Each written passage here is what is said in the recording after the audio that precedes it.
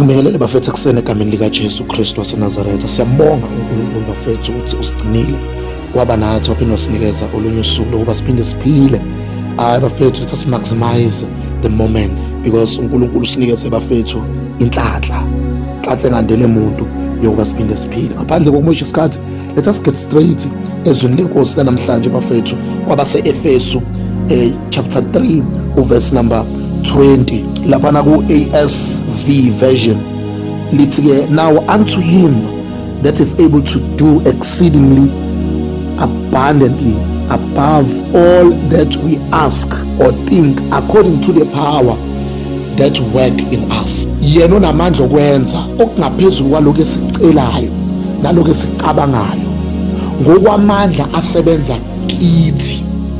Bafethu, lo nkulunkulu lona yena ukwazi ukwenza okungaphezulu kodwa ukwenza ngamandla awafake kithi.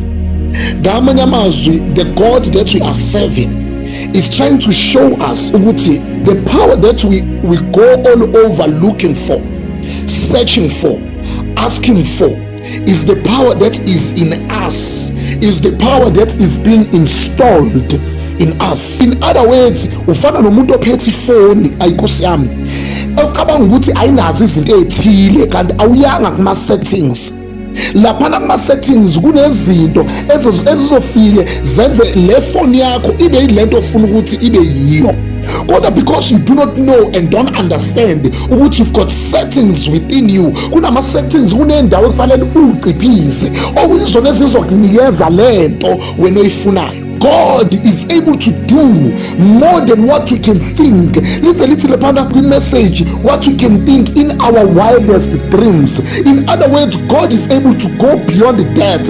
But even though he is able to go beyond that, he goes beyond that through the power that is already installed in us. Ngamanye amazwi bafethu, lo nkulunkulu esimkhonzayo kufanele kuhambe kufika isikhathi la indlela esimcabanga ngayo khona ishintsha, indlela esimbuka ngayo. uNkulunkulu akasifanele simfake engciphisweni kodwa kufanele simbeke ebuNkulunkulwini bakhe. Uma siza kuye asicabangi ngendlela yobuntu kodwa uma siza kuye kufanele sicabange ngendlela yobuNkulunkulu, the supernatural way of thinking. He is the God who is able to do exceedingly abundantly and above.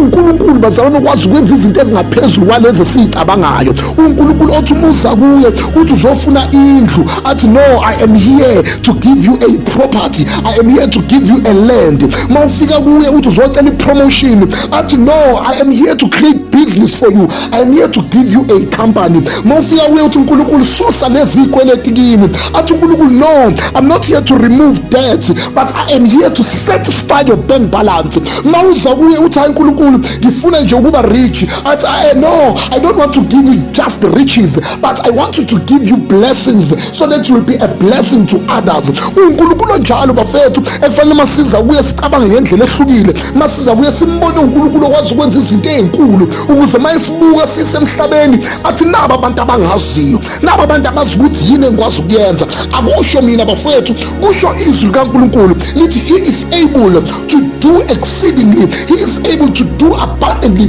he is able to do above ekuloko esicabangayo naloko esicelayo. Bafethu uNkulunkulu wethu is always there for every sickness, he is there for healing, for every quarrel he is there for peace, for every hate he is there for love, for every lack, every poverty uNkulunkulu wethu is there for prosperity. uNkulunkulu njalo bafethu, uNkulunkulu ofanele masiza kuye simcabange njengoNkulunkulu okwazi ukwenza izinto, singaze sigijimela igubhu bafethu, sigijimela inyanga siyothwala. Ebekhona uNkulunkulu othena ukwazi ukwenza izinto ezingaphezulu kwalezi ehlanisa abantu asebethwele.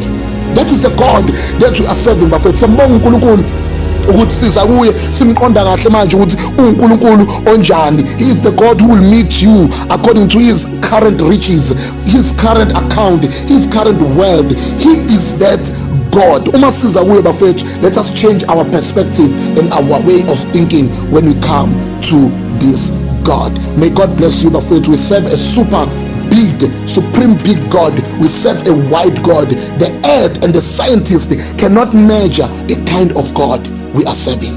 God bless you.